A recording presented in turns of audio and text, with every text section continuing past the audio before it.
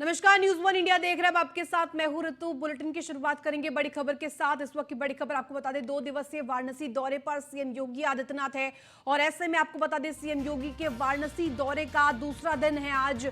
और इसी के साथ साथ सीएम योगी विकास कार्यों के निरीक्षण के लिए निकले हैं। आपको बता दें भोलनपुर पीएसी में बने बैरक का निरीक्षण किया और इसी के साथ साथ सुबह 9:40 पर हेलीपैड पुलिस लाइन वाराणसी में से जाकर रवाना होंगे। सुबह 10:50 पर हेलीपैड लखनऊ पहुंचेंगे सीएम योगी आदित्यनाथ। शाम 4 बजे लखनऊ की विकास परियोजनाओं का लोकार्पण शिलान्यास करेंगे और इसी के साथ साथ कालीवन तलुकेदार कॉलेज लखनऊ में होगा कार्यक्रम का आयोजन। शाम 5:30 बजे divine Dhanvantari hospital and research centre Barabanki का उद्घाटन कार्यक्रम है, जिसमें शामिल होंगे divine heart hospital. विराटखंड Gomti Nagar Lucknow में भी कार्यक्रम है, जहां पर शामिल होंगे सीएम योगी आदित्यनाथ। तमाम कार्यक्रमों का ये पूरा लेखा जोखा हम आप तक पहुंचा रहे हैं। आज सीएम योगी आदित्यनाथ का वाराणसी दौरे का दूसरा दिन। आज तमाम विकास कार्यों की सौगात दी जाएगी। विकास कार्यों की निरीक्षण के लिए भी निकले और इसी के साथ साथ आपको बता दें भोलनपुर पीएससी में बने बैरक का निरीक्षण किया। तमाम सुविधाओं और बैरक की साफ सफाई तक का निरीक्षण किया गया। सुबह 9:40 पर हेलीपैड पुलिस लाइन वाराणसी से रवाना हो जाएंगे और इसी के साथ साथ 10:50 सुबह में हेलीपैड लखनऊ पहुंचेंगे सीएम योगी आदित्यनाथ। वाराणसी के बाद लखनऊ में उनके तमाम कार्यक्रम प्रस्तावित। शाम 4 बजे लखनऊ की विकास परियोजनाओं का लोकार्पण और शिलान्यास करेंगे। कालविन तलुकेदार कॉलेज लखनऊ में कार्यक्रम का आयोजन है, जिसमें सम्मिलित होंगे और शाम 5:30 बजे डिवाइन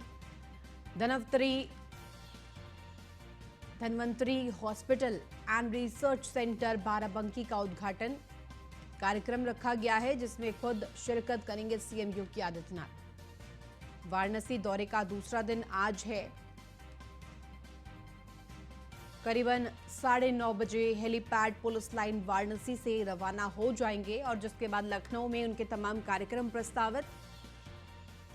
तकरीबन 10:50 पर लखनऊ हेलीपैड पहुंचेंगे सीएम योगी आदित्यनाथ। तमाम विकास परियोजनाओं की सौगात देने की तैयारी लखनऊ वासियों को, जिनका लोकार्पण और शिलान्यास सीएम योगी आदित्यनाथ के हाथों किया जाए।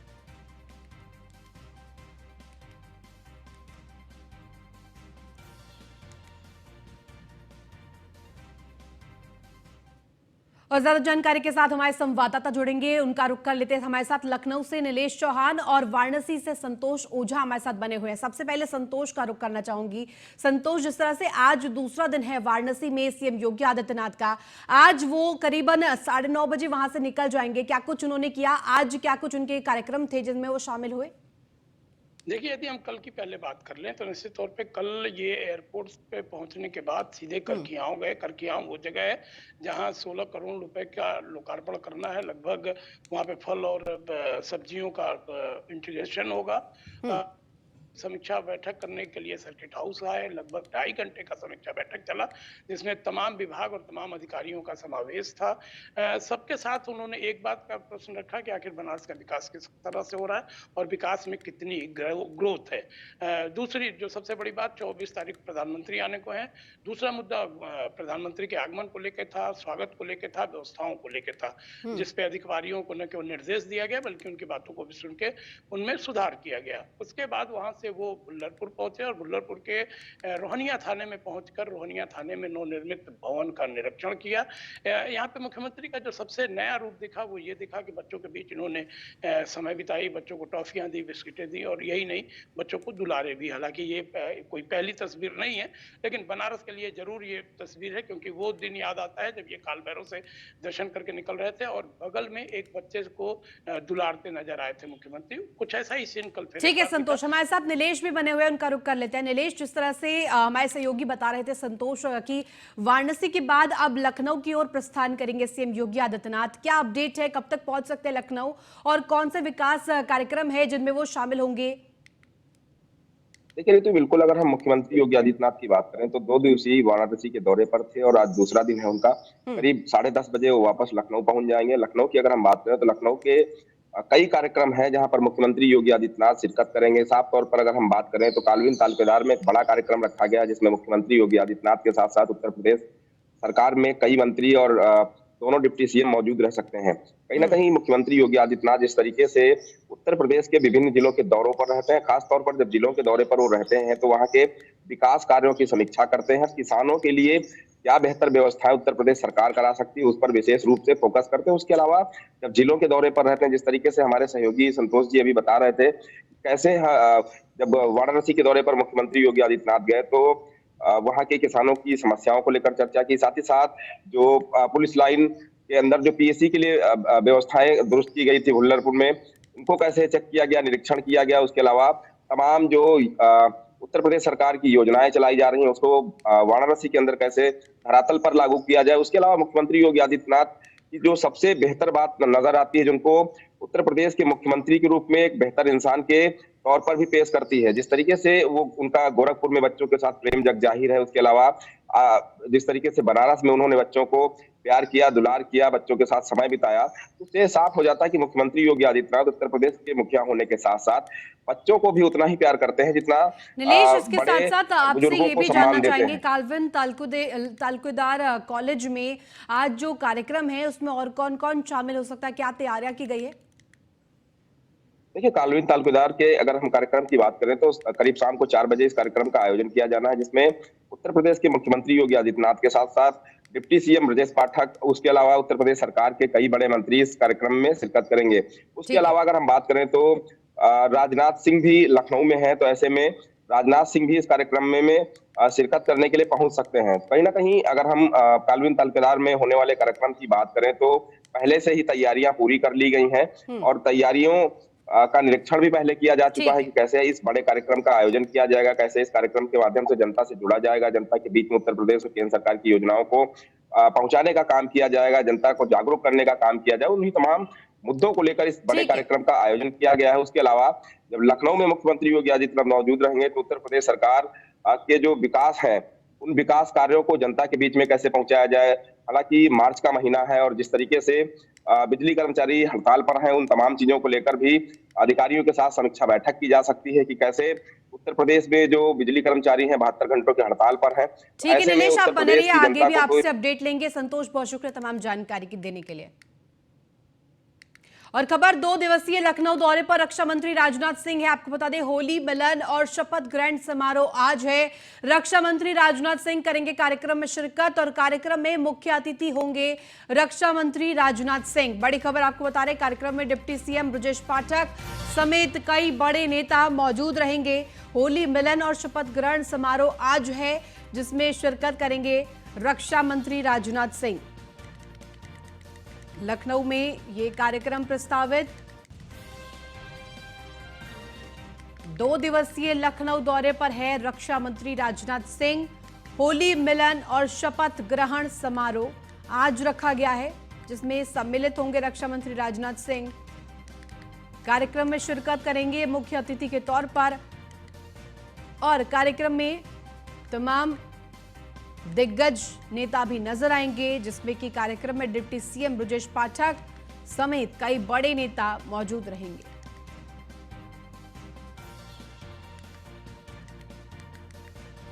दो दिवसीय लखनऊ का दौरा रक्षा मंत्री राजनाथ सिंह का। खास बात यह कि होली मिलन समारोह और शपथ ग्रहण समारोह का आयोजन किया गया है। जिसमें बतौर मुख्य अतिथि शिरकत करेंगे रक्षा मंत्री राजनाथ सिंह। 2 दिवसीय दौरा लखनऊ का रक्षा मंत्री राजनाथ सिंह का। और ज्यादा जानकारी के साथ संवाददाता नीलेश हमारे साथ जुड़ गए हैं। नीलेश, जिस तरह से ये बड़ी खबर सामने आई है, 2 दिवसीय लखनऊ दौरे पर रक्षा मंत्री राजनाथ सिंह है। आज 2 बड़े कार्यक्रम, होली मिलन और शपथ ग्रहण समारोह, जिसमें बतौर मुख्य अतिथि वो वहां पहुंचेंगे। क्या कुछ तैयारियां? देखिए रितु, बिल्कुल अगर हम रक्षा मंत्री राजनाथ सिंह के कार्यक्रम की बात करें तो 2 दिवसीय उत्तर प्रदेश के दौरे पर रहे हैं। खासतौर पर अगर हम लखनऊ की बात कर लें तो लखनऊ रक्षा मंत्री राजनाथ सिंह का संसदीय क्षेत्र है और इस दौरान जब वो लखनऊ में मौजूद रहेंगे तो होली मिलन समारोह व्यापारियों की तरफ से रखा गया है, उस कार्यक्रम में शिरकत करेंगे। व्यापारियों का शपथ ग्रहण समारोह है, उसमें भी वो मौजूद रहेंगे। इनके रक्षा मंत्री के साथ साथ उत्तर प्रदेश सरकार में डिप्टी सीएम ब्रजेश पाठक, विधायक पंकज सिंह, उसके अलावा भारतीय जनता पार्टी के जिला अध्यक्ष मुकेश शर्मा, जो एमएलसी भी हैं, वो भी इस कार्यक्रम में शिरकत करते हुए नजर आएंगे। इसके अलावा अगर हम बात करें रक्षा मंत्री राजनाथ सिंह की, तो कई बड़े योजनाओं का लोकार्पण और शिलान्यास का कार्यक्रम भी रखा गया है, जो राजधानी की जनता को सौगात देते हुए नजर आएंगे। उसके अलावा राजधानी के आसपास के जिलों की अगर हम बात कर लें, खासतौर पर बाराबंकी की बात कर लें, तो वहां की भी जनता को सौगात रक्षा मंत्री राजनाथ सिंह की तरफ से दी जा सकती है। कहीं ना कहीं रक्षा मंत्री राजनाथ सिंह जब 2 दिवसीय दौरे पर लखनऊ में मौजूद रहेंगे तो इस दौरान केंद्र सरकार की जो बड़ी योजनाएं हैं उत्तर प्रदेश की जनता के लिए, तो उन योजनाओं का क्रियान्वयन उत्तर प्रदेश सरकार कैसे करा रही है, जनता का लाभ, जनता को सीधा लाभ इसका कैसे मिल पा रहा है, उन तमाम चीजों को लेकर समीक्षा बैठक भी कर सकते हैं। राजनाथ सिंह जब उत्तर प्रदेश के दौरे पर हैं तो ऐसे में राजधानी के अंदर कई कार्यक्रम रखे गए हैं जिसमें राजनाथ सिंह खुद शिरकत करते हुए नजर आएंगे। उनके साथ साथ उत्तर प्रदेश सरकार में कई मंत्री हैं जो इस कार्यक्रम में मौजूद रहेंगे। रक्षा मंत्री राजनाथ सिंह के 2 दिवसीय अगर हम कार्यक्रम की बात करें तो नगर चाहूंगी, क्योंकि शपथ ग्रहण समारोह में भी बतौर मुख्य अतिथि के तौर पर वो पहुंच रहे हैं और खास तौर पर बात करें लखनऊ की तो संसदीय क्षेत्र है रक्षा मंत्री राजनाथ सिंह का। ऐसे में क्या माना जाए, किस तरह से विकास की परियोजनाओं का सीधा तौर पर फायदा लखनऊ वासियों को पहुंचने वाला है? देखिए रितु, बिल्कुल अगर हम रक्षा मंत्री राजनाथ सिंह के 2 दिवसीय दौरे की बात करें, 2 दिवसीय दौरा इसलिए भी महत्वपूर्ण हो जाता है क्योंकि राजनाथ सिंह का जब दौरा है उसके कुछ दिन बाद ही उत्तर प्रदेश में होने वाले नगर निकाय चुनाव का फैसला भी आना है कि कब उत्तर प्रदेश के अंदर नगर निकाय का चुनाव कराया जाएगा। उससे ठीक पहले 2 दिवसीय दौरा है जिसमें लखनऊ के अंदर कई कार्यक्रम राजनाथ सिंह के सुनिश्चित किए गए हैं, जिसमें वो प्रतिभाग करेंगे। उत्तर प्रदेश सरकार के कई मंत्री और विधायक भी उस कार्यक्रम में मौजूद रहेंगे। कहीं ना कहीं केंद्र सरकार के द्वारा जो उत्तर प्रदेश की जनता के लिए योजनाएं चलाई जा रही हैं वो किस तरीके से प्रभावी रूप से उत्तर प्रदेश में लागू की जा रही है। उत्तर प्रदेश सरकार जिस तरीके से उत्तर प्रदेश में बड़े बड़े विकास कार्यों को लेकर लगातार समीक्षा करती है, उत्तर प्रदेश की जनता को नए जो योजनाओं का लाभ है वो देने का काम करती है, तो ऐसे में रक्षा मंत्री राजनाथ सिंह की तरफ से भी अपनी संसदीय क्षेत्र के लिए कुछ बड़े ऐलान किए जा सकते हैं। खासतौर पर राजधानी के कुछ ऐसे इलाके हैं जहां पर फ्लाईओवर और दूसरी व्यवस्थाओं को दुरुस्त करने की जरूरत है। उन तमाम चीजों को लेकर रक्षा मंत्री राजनाथ सिंह की तरफ से ऐलान किया जा सकता है। उसके अलावा व्यापारियों के साथ होली मिलन समारोह है, क्योंकि व्यापारियों का कुछ दिन पहले ही जो नए दायित्वों का निर्वहन हुआ है उन तमाम चीजों को लेकर शपथ ग्रहण समारोह है, तो राजनाथ सिंह की मौजूदगी में शपथ ग्रहण समारोह भी संपन्न कराया जाएगा। उसके अलावा व्यापारियों की जो समस्याएं हैं उसको लेकर व्यापारियों से बातचीत होगी। नीलेश, आप बने रहिए, आगे भी आपसे अपडेट और जानकारी लेंगे। खबर लखनऊ से, बड़ी खबर आपको बता रहे हैं, यूपी परिवहन निगम के 2 एआरएम निलंबित किए गए हैं। यूपी परिवहन एमडी संजय कुमार ने कार्रवाई की है। आपको बता दें कि प्रभारी सहायक क्षेत्रीय प्रबंधक फजलगंज राजेश कुमार निलंबित किए गए हैं। 15 यात्री बिना टिकट पकड़े जाने पर यह बड़ी कार्रवाई हुई है। आपको बता दें सहायक क्षेत्रीय प्रबंधक अजय कुमार विनयनगर डिपो वाराणसी क्षेत्र से निलंबित किए गए हैं। वित्तीय अनियमितता और मुख्यालय के निर्देशों का पालन न करने पर बड़ी कार्रवाई की गई है।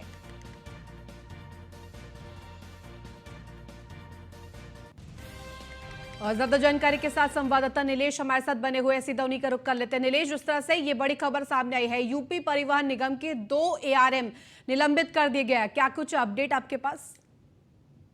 तो बिल्कुल जिस तरीके से उत्तर प्रदेश सरकार और मुख्यमंत्री योगी आदित्यनाथ उत्तर प्रदेश में 0 टॉलरेंस की नीति अपनाने की बात करते हैं, भ्रष्टाचार को दूर करने की बात करते हैं, उसी के तहत ये बड़ी कार्रवाई देखने को मिली है। क्योंकि जिस तरीके से लगातार उत्तर प्रदेश परिवहन विभाग की अगर हम बात करें तो उत्तर प्रदेश परिवहन विभाग लगातार ये दावे करता है कि उत्तर प्रदेश का जो परिवहन का राजस्व है वो निरंतर जो है घटता हुआ नजर आ रहा है। उसी को लेकर पड़ताल की जा रही थी, जिसमें निकलकर सामने आया कि उत्तर प्रदेश परिवहन विभाग की जो रोडवेज की बसें हैं उसमें बड़ी संख्या में लोग जो है बिना टिकट के यात्रा करते हैं। सीधा फायदा जो है कंडक्टर और ड्राइवर और क्षेत्रीय प्रबंधकों को जा रहा है। उसी को लेकर जो है जब ये पड़ताल की गई, जब पड़ताल में सामने आया तो 2 लोगों को एमडी परिवहन संजय कुमार ने निलंबित करने की कार्रवाई की और एक संदेश देने का काम किया है कि अगर आप परिवहन विभाग में कार्यरत हैं और परिवहन विभाग में कोई बिना टिकट यात्रा कर रहा है तो ऐसे में वो कार्रवाई क्षेत्रीय प्रबंधक के ऊपर होगी, जिसमें तो अगर हम क्षेत्रीय प्रबंधकों की बात करें जिसमें फजलगंज और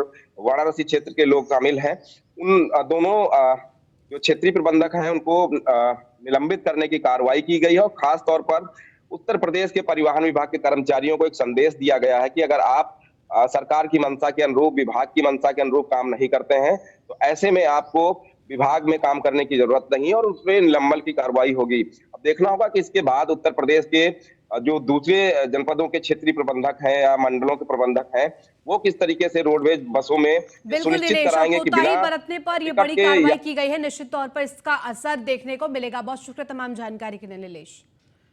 खबर लखनऊ से, जहां मंत्री अरविंद कुमार शर्मा ने निरीक्षण किया है। ऊर्जा कस्टमर केयर सेंटर 1912 का निरीक्षण किया। आपको बता दें कि जिलों की शिकायत सुनते हैं कर्मचारी अधिकारी। ये कहना है सीधे तौर पर शर्मा का, और ऐसे में बिजली व्यवस्था ना हो बाधित, लिहाजा ये निरीक्षण किया गया है। शिकायतों को तत्काल दूर करने के निर्देश भी इसी के साथ साथ दे दिए गए हैं। अधिकारियों कर्मचारियों से हड़ताल पर फीडबैक भी लिया गया। हड़ताल को लेकर खुद व्यवस्थाओं का जायजा लिया गया है। हड़तालियों से निपटने के लिए विजिलेंस पुलिस अलर्ट दिखाई दे रही है। एमडी समेत तमाम अधिकारी इसमें मौजूद। बड़ी खबर आपको बता रहे लखनऊ से, जहां मंत्री अरविंद कुमार शर्मा ने निरीक्षण किया है। ऊर्जा कस्टमर केयर सेंटर 1912 का निरीक्षण किया। तमाम व्यवस्थाओं का जायजा लिया और सीधे तौर पर मंत्री का यह कहना है कि जिलों की शिकायत सुनते हैं कर्मचारी और अधिकारी।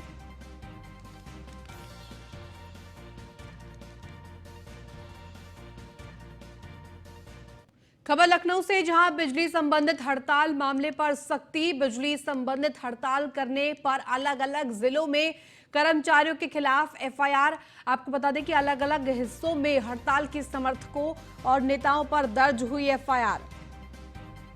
जगह जगह पर हड़ताल की तस्वीरें सामने आई थी। हड़ताल के समर्थकों और नेताओं पर अब एफआईआर दर्ज हुई है। अलग अलग हिस्सों में ये हड़ताल करते हुए दिखाई दिए हैं। बिजली संबंधित हड़ताल मामले पर सख्ती दिखाई गई है।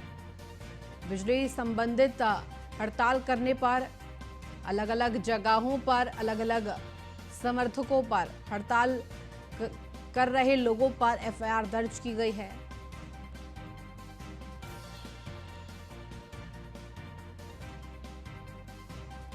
बिजली संबंधित ये पूरा मामला था जिस पर हड़ताल पर अलग अलग जगहों पर अलग अलग हिस्सों में कई जिलों से तस्वीरें सामने आई जहां लोग हड़ताल पर बैठे थे और अब ये सख्ती बढ़ती गई है। आगामी लोकसभा चुनाव को लेकर समाजवादी पार्टी ने अपनी तैयारी शुरू कर दी है। 2024 से पहले सपा राष्ट्रीय कार्यकारिणी की बैठक कोलकाता में शुरू हो रही है। इस बैठक में सपा प्रमुख अखिलेश यादव 2024 की चुनावी तैयारी को लेकर रणनीति पर चर्चा करेंगे। वहीं पश्चिम बंगाल की सीएम ममता बनर्जी से अखिलेश यादव की मुलाकात पर भी सभी की निगाहें हैं, क्योंकि अखिलेश विपक्ष को एकजुट करने में लगे हैं। सवाल ये कि क्या इस बैठक में विपक्षी एकजुटता का भी कोई रास्ता निकलेगा, आपको रिपोर्ट दिखाएंगे।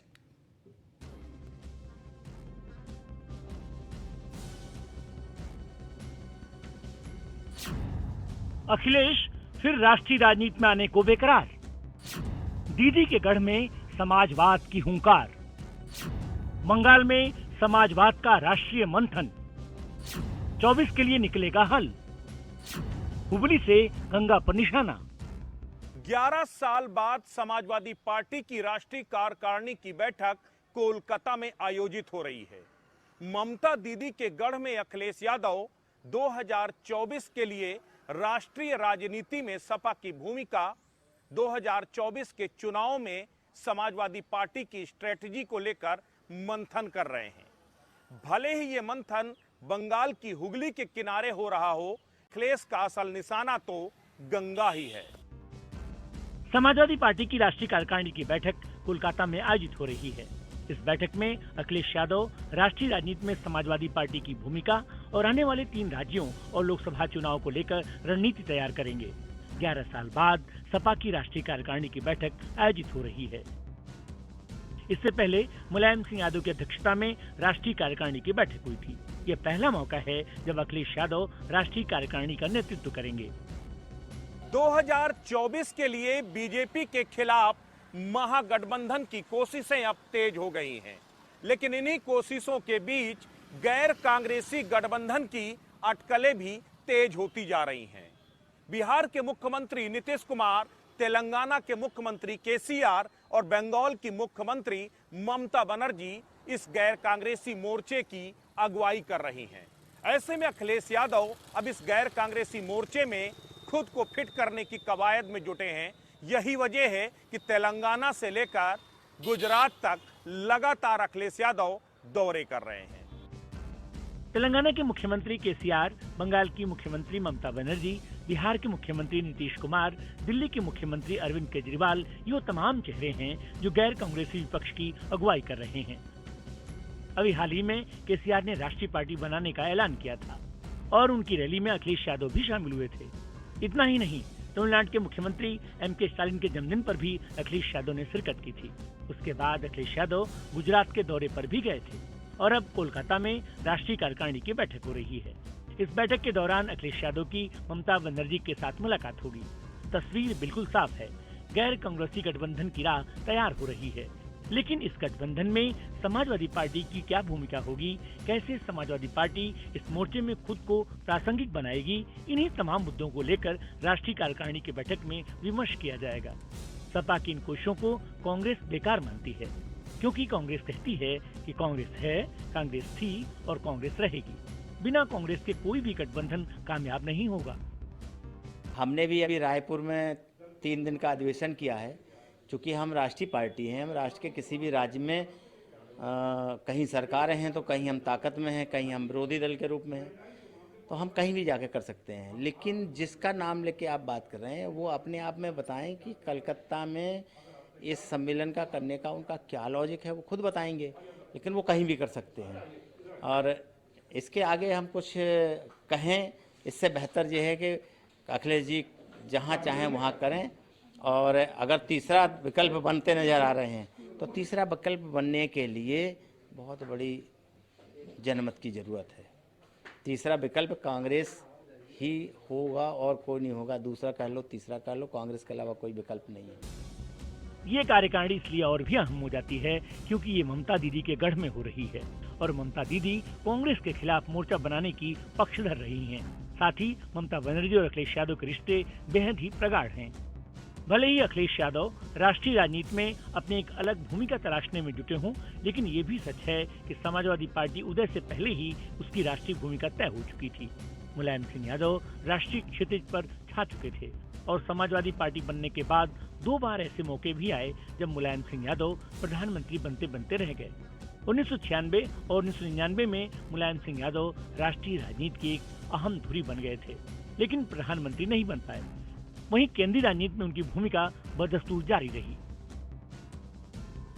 2014 में बीजेपी के उदय के साथ ही समाजवादी पार्टी के सितारों पर ग्रहण लग गया। जहां जहां भगवा फहरता गया, वहां से कांग्रेस समेत तमाम विपक्षी खत्म होते गए। एक वक्त था जब महाराष्ट्र, राजस्थान, मध्य प्रदेश, बिहार और दिल्ली जैसे राज्यों में समाजवादी पार्टी ठीक ठाक पकड़ रख रही थी। कई जगहों पर उसके विधायक और सांसद भी बने। लेकिन पिछले 8 सालों में सपा का दायरा लगातार सिमटा है। 2022 के चुनाव के बाद उत्तर प्रदेश में समाजवादी पार्टी एक बार फिर मजबूत विपक्ष के तौर पर अपनी उपस्थिति दर्ज कराने में कामयाब रही। शिवपाल यादव के लिए अखिलेश के साथ आ जाने के बाद अखिलेश को अब केंद्रीय सियासत में हाथ आजमाने का मौका मिला है। ऐसे में अखिलेश अपनी भूमिका तय करना चाहते हैं। यही वजह है कि इस बार समाजवादी पार्टी राजस्थान, मध्य प्रदेश और छत्तीसगढ़ के विधानसभा चुनावों में मजबूती के साथ लड़ना चाहती है। तो 24 के लिए भी पार्टी अपनी स्ट्रेटेजी तय करेगी।